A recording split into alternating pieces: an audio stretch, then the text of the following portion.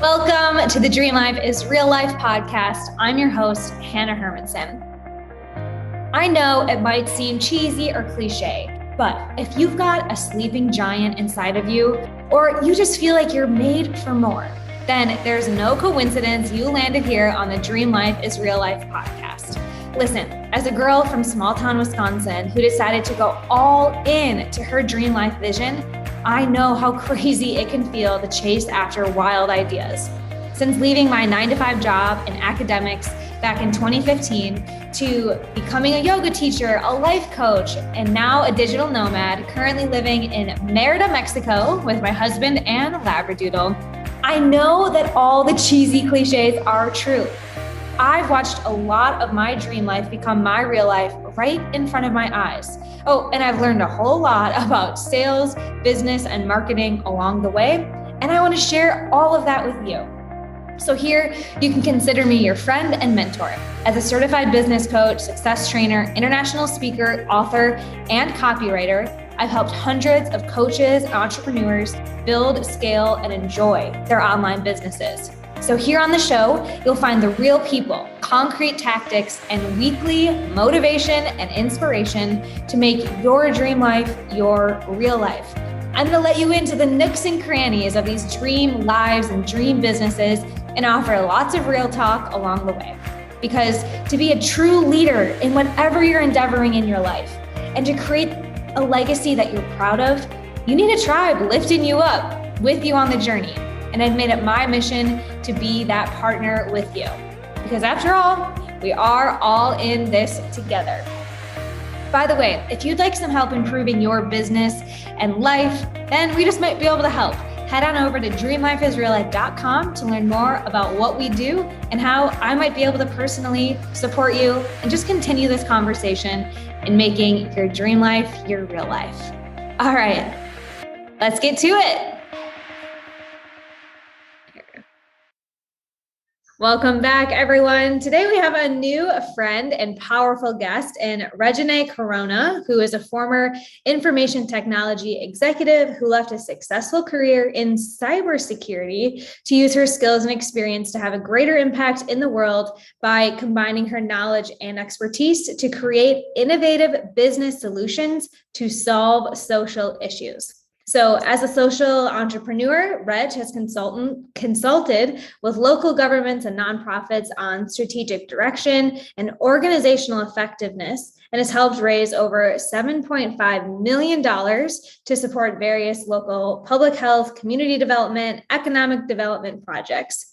She has advocated in both state and federal legislature for public policy changes, supporting funding for affordable housing, minority-led and opportunity zone small businesses, and fair lending practices. This is the real work, lady. I love it.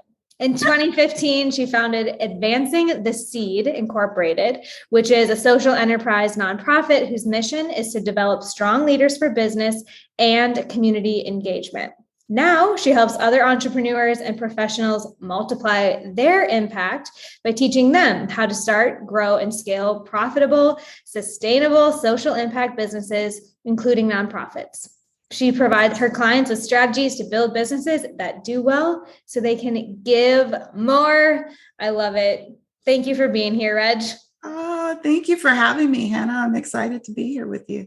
Yeah, absolutely. You know, we were talking a little bit before we hit record just on how I'm excited to speak with you on some of these tactics, like how to actually make things happen and make some change. So I'm even more impressed reading through your bio again in real time and really appreciate you being here with us today. Oh, thank you. Thank you. Yeah. Social impact is so important. It's really exciting to be here to talk about it. Yeah. And you probably always had a sense of that, you know, social impact is important. I'd like to make the world a better place. I'd like to leave a legacy of some sort. I'd love to go back though to those like final moments or those pivotal moments working in cybersecurity and how you navigated your way out of that kind of successful career. I'm sure there's plenty of work and plenty of things that can be done in that industry. So take us back to your transition out of that career into social entrepreneurship. What inspired that shift? Yeah. So I am a person of faith. And when I tell this story, I would be remiss not to include this. I literally came out of prayer one morning and heard that I needed to leave my job. And for anyone who has ever experienced that, whether you have a Christian belief, a Muslim belief, whatever it is, your higher power, and you believe your higher power has called you into something different, that's hard to accept, right? So when I first heard that, I was actually a single mom at the time. My kids were young, and I had a really good job making really good money. And I thought, there's no way I could do that. I'm not doing that. Yeah, I hear you, but I need a different sign. I need a signier sign before I'm gonna walk away. Okay. Yeah. So that was in 2011, at the end of 2011. And I literally just refused to accept it. I wouldn't surrender to it. Because I'm a person who plans. And I was like, well, I know what is happening with my current career. I have no idea what I would go and do if I left my career. So fast forward 18 months later, I decided, okay, I need to follow, because it started to be a burden on my heart literally every day. And I also felt like the job that I loved and what I knew very well became the job that I really hated. I no longer had a joy in the work that I was doing. And I think that was the thing that moved me forward and really progressed me to the next step, because I realized I was no longer getting peace and joy and fulfillment from the work. And so I made the decision. Tension grows for sure. Like I see that all the time, when folks are like, I'm going to start this side hustle, or I'm going to do this thing after work. And then you start to get some momentum, or you just know that it's there. And it's so hard. Nothing changes at your 9 to 5, but it's so hard to be there. That was definitely me in my desk job, where it was just like, I probably left a little bit earlier than I should have, like without a plan. But I was just not a productive teammate. I was not happy to be there. I can totally relate to that tension building and really just like motivating you and me to leave maybe. Yeah. There is that tension. It's a resistance that comes when you're getting ready to move into, I believe, when you're getting ready to move into purpose, that thing that you really are supposed to do in this lifetime. You are met with a lot of resistance, and most people give in to the resistance and don't go beyond. And that's part of what I try to encourage other people to do. Don't be afraid to move beyond. And I know there are a lot of things to figure out in this, and there were a lot of things to figure out for me. One thing that was really a blessing for me was that I was also at the point of remarrying. And my current husband, at the time, he was my fiance, and we talked through it. And he said, I fully support you. I believe that it's something you're supposed to do. And so together we said, okay, we're going to go for this. And I tell you, Hanna, the first 30 days, so I walked away from my job May 13th, 2013. And the first 30 days, I didn't know what to do with myself. I was just like, okay, I'll cook, I'll bake, I'll be Susie homemaker. I did that for about 2 weeks. And then I'm one of those personalities. I have to keep busy. I have to know that, I'm contributing in some way. And so I was talking to some people at church and found out that this organization existed and needed some help. And I want to back up to your point about having a heart to serve. I can tell you that I didn't even know if I had a heart to serve previously. I was so busy climbing the corporate ladder and focusing on that I didn't think about, how do I serve in other ways? I would write checks to satisfy my need to give, but I didn't really focus in on my heart as a servant leader until I came out of my career. So that was the first thing. I had to leave my career to actually get my heart in a place where I was ready to be a servant leader and to really give back in the ways that I believe I'm supposed to give back in this world. Yeah. I think there's like three key components to being like a true like service provider, like heart-centered business owner. Number one is the abundance. Like if you don't have the money, if you're not taken care of, if you're coming from a place of scarcity, it's really hard to give in an authentic way. I think the second piece is role model, like how other people do it, how you can make a business and take care of people, right? Like seeing that. And then the third thing is space. And if you're just in the hustle and grind or on the corporate ladder, yeah, you're just like doing your job. You're not able to like pull yourself out of the day to day and think bigger picture, world, other people, legacy, right? So I'm hearing in your story, you're finding that sweet spot of abundance for yourself, so, support of your new husband, the role modeling, maybe we're going to get to that next when you start to find people doing this, and most importantly, the space to live into it and to allow it. Yeah, I definitely abundance. You have to have an abundant mindset in order to be a servant leader. And abundance is not, people equate money to abundance. It does include money, obviously. But there are other things that are part of abundance, and just being grateful, getting up every day and being grateful for what you have in your life now, and not complaining and not focusing on the negative, because the more you do that, the more you attract into your world like that. And so abundance is really super important. Modeling, at the time, I actually didn't have anyone to model things for me other than, again, leaning back on my faith. In the church, I started to think more about my faith and how I believe my faith caused me to be a person of love and light in the world, and to show up that way authentically every day. And that naturally progressed to, how do I serve as a leader? How do I give back in everything that I do? And so I consider what I do marketplace ministry, because I get to go out and minister love to the world. It's not about my Christian beliefs. It's about how I love other people and how I can give to other people.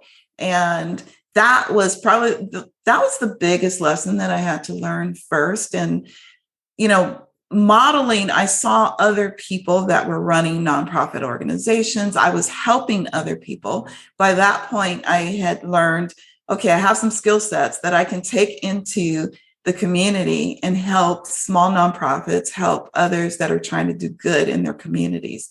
And then I started on this path of consulting and helping to raise money. I learned everything I could about grant writing. I was already good at proposal writing. So the things that I had done previously, I was able to use those skill sets, which was awesome.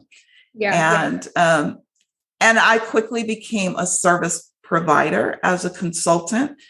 And sometimes I charged, sometimes I didn't. It depended on the circumstances. But what was most important to me was helping other people live in their purpose and helping them to move that forward in a way that could be profitable in an area that's normally not viewed as needing to be profitable. So, and I want to get into that. I want to get into, how you can do great, make great money, and keep some great money as well. But if anyone has been listening to the show since the beginning, you are going to think you're hearing a broken record, because I have said this for years. And what you're embodying is the Zig Ziglar idea that when you help enough other people get what they want, you get what you want. And I've seen this over and over in my own business and other people's businesses. Like, as soon as the focus turns to like, how am I going to make money? How am I going to become internet famous? How are me goals going to happen? Momentum slows down. income slows down, clients leave, weird things happen, right? And then as soon as we shift it back to like, how can I improve my program? How can I get my clients better results? How can I get this out for free? How can I help more people? That's when like our personal goals always happen more quickly. So thank you for sharing that story. I think it's a really big takeaway for folks, whether you're just starting out or you're hitting a plateau or you just want to expand. How can you help more people? How can you help other people? Great. Yes. Great. So can we get into some of the things that you're teaching and consulting today around what you just said? How can we actually make money in a nonprofit or a place that's typically, not known for its great profit margins? What are some of the things that you teach in your consulting space these days? Yeah. So because I come from an information technology background, I'm drawn to that. And I'm always looking at things like, what are people doing in traditional for-profit businesses? What do the business models look like? And how can we borrow from those and disrupt in the nonprofit space to really bring in more revenue and to actually generate profits? So I've really wrapped around the digital marketing space. And when you look at the strategies that are used in digital marketing to bring in customers, you can do very similar things in the nonprofit space to bring in volunteers and donors and people who will help champion and support your mission and help advocate for it. The other thing is unlocking what people already have at their disposal. So when you look at a nonprofit, oftentimes they have the ability to do consulting. They have the ability to do coaching. They can teach. They're often doing those things in the nonprofit already, but they're doing it under programs where they're giving it away for free. And those programs are traditionally paid for by grants or donors or other fundraising tactics that bring in revenue. But we forget that we can actually charge for those services to a different clientele. And this is what I teach nonprofit leaders. You can continue to give those services away for free and have them funded in other ways for the people who need them most. But the things that you are providing, oftentimes you can innovate with them and rethink them and put them out and package differently for a different audience of people who are willing to pay for your service or your product. And as long as you ensure that your product or service relates back to your mission, then you don't have to worry about this little IRS rule that is, you get taxed on unrelated income. So I won't get really deep into that, but if you develop an income stream in a nonprofit and it doesn't relate to your mission at all, then the IRS can tax you on that. And then there are other things to talk about it at that point. Do you want to start another business that belongs to the nonprofit? And I won't get into those things very deeply, but those are all strategies that you can use to bring in revenue. Yeah, absolutely. And, I work a lot with like coaches and consultants. I volunteer with nonprofits. So they got me where they want me, I guess, in this kind of idea that you're talking about. But what I'm hearing, when I'm gleaning for like business owners or solopreneurs here, is to look at what other offerings you can make that you're already doing. So just like in a nonprofit, like you might be teaching teachers how to do this after school program. It's like, okay, then how can you package that for administrators or schools across the country and like scale that? That's one idea that might be kind of basic. And I think about the same thing with coaches because Reg, I just did this in my own business. I realized with a lot of my coaching clients, I was looking at their content. I was like giving them feedback on their copywriting and helping them with, and I was like, this one little thing that I'm doing for my current coaching clients is like a whole nother business of like just niching into this, like doing copywriting for coaches. And so it's really taken off again, back to this point of like, I was coming from a place of curiosity and like, would this help more coaches that aren't my clients? Could I, get this to more people? So I think for a lot of our listeners, the question that you want to be asking in your business or in your life is, what are you already doing? Yes. That can be a mini package side of your like flagship offer.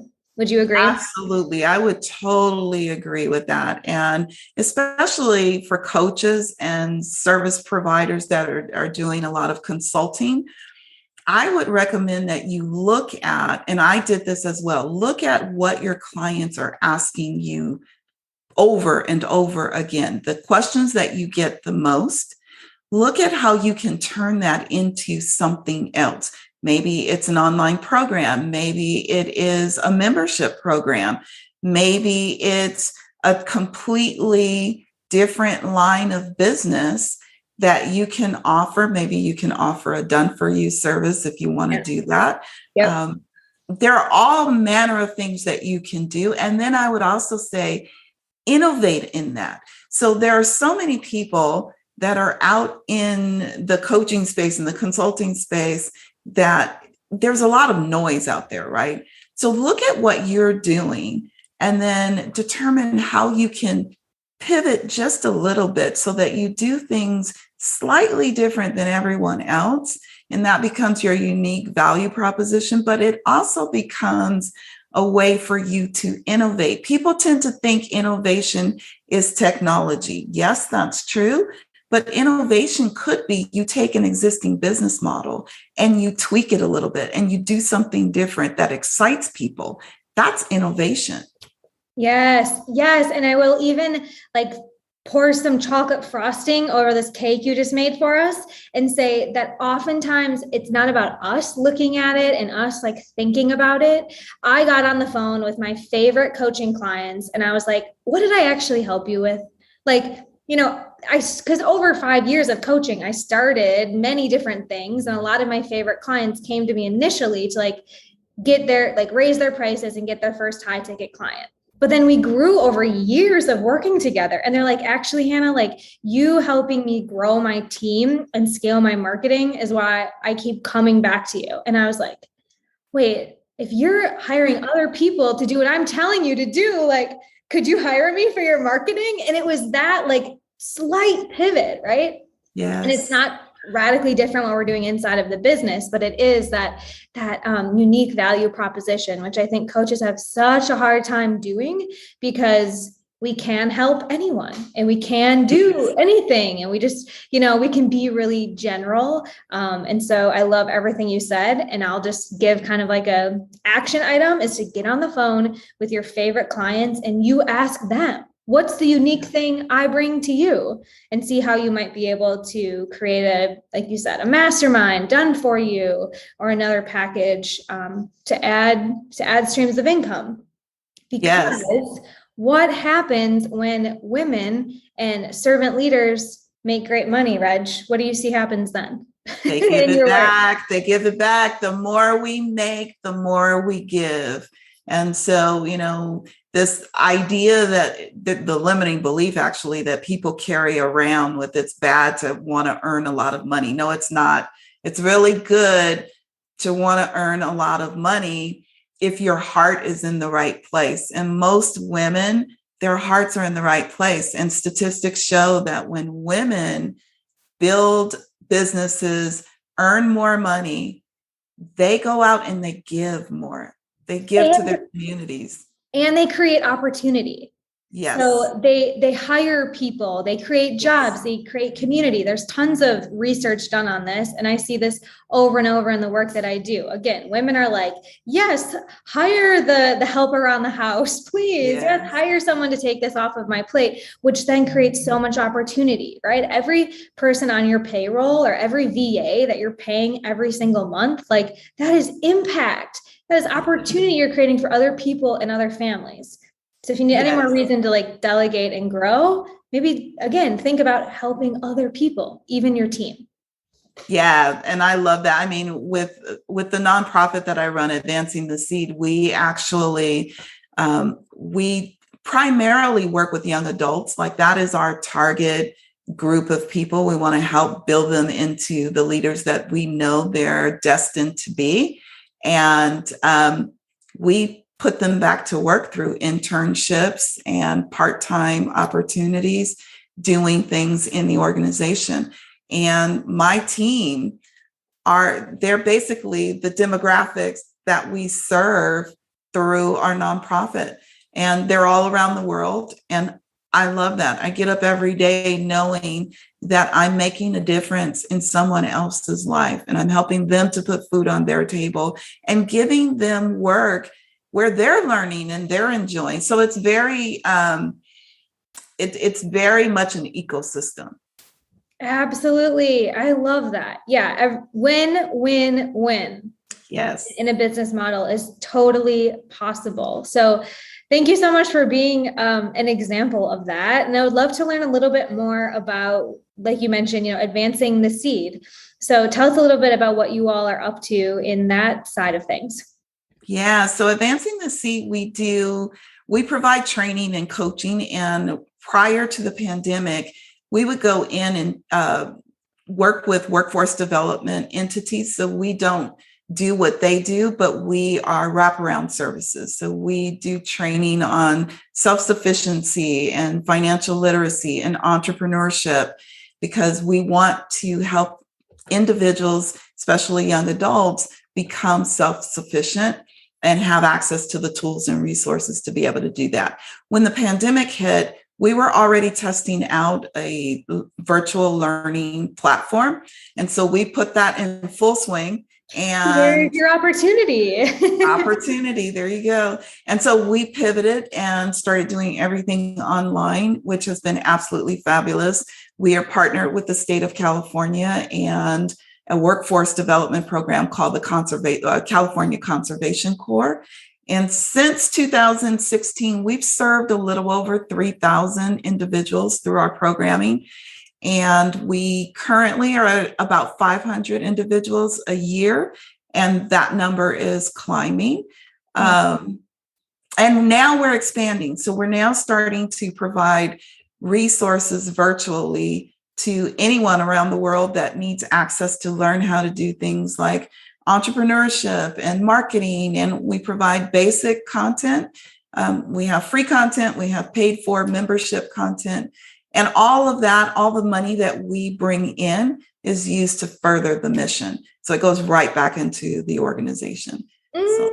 I love that. In a world with more heart-centered entrepreneurs is a really, really beautiful one, in my opinion. So what are some of your students up to? Are they creating their own businesses, or what types of things do you see participants walking away or walking into maybe?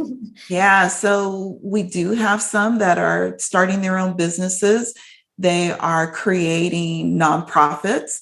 They're creating social enterprise businesses where they are for profit, but they're looking at how to socially impact the world in a positive way. We also have people that are going into careers, but they're going into careers that align with their values, their beliefs, and their purpose. We're often teaching people, go out and get a career. I don't know how many times I've seen this happen to me as well. People who go to college, for example, for one thing, because it's trending, it's what's supposed to be the thing where you make great money. And then you get into it and you find, I absolutely hate this. It's not what I was an academic advisor. It was literally my 9-to-5 job to give 30 options to these young, bright-eyed, talented people. And it was like biology or psychology. And now, it's just such a different world. And having that exposure and programs like yours, I hope is expanding that mold, because yes, you and me and hundreds of thousands of other people can relate to that. Yeah. Purpose is so important. And, that's a whole other discussion, but I will say that wrapped up in your purpose is your joy and your peace. And when you look at the Gallup poll results that say about 80% of people in the US who are in the workforce are unhappy with their jobs for one reason or another, that's a large percentage of the workforce. And my motto is we should be able to get up every day and do what we absolutely love doing and make money doing it. And whether that's running your own business or working for someone else, making sure that your values and what's important to you and the ultimate kind of end goal is aligned is so very important. And if we can't get to that, then we're going to continue to have those high numbers of the workforce being unhappy. And I think that's sad. Oh, yes. Wow. You are speaking to my soul right now. Thank you. So good. So good. And I think we'll just kind of tie a bow on this massive gift that you've given us today and just let people know where they can continue this conversation with you and learn more about all that you're up to. Absolutely. You can find me everywhere with my first name. I want it to be a little bit like Oprah. And so Regeanie. So I'm at Regeanie.com. You can find me on Instagram, on Facebook. Everything is Regeanie. So just look me up that way and you will find me one way or another, and we can absolutely continue the conversation. You can also find me at advancetheseed.org. Yes, absolutely. Thank you so much, Regeanie. You are like Oprah. I appreciate that. I really appreciate everything you shared with us today, and we'll make sure that folks can get connected with you in the show notes. And listeners, we'll be back next week with another inspiring guest that will help you make your dream life your real life. And don't forget to hop on over to dreamlifeisreallife.com/show for specific goodies that we talked about today and access to continue the conversation with these guests as well as myself. I cannot wait to see what you create. Until next time.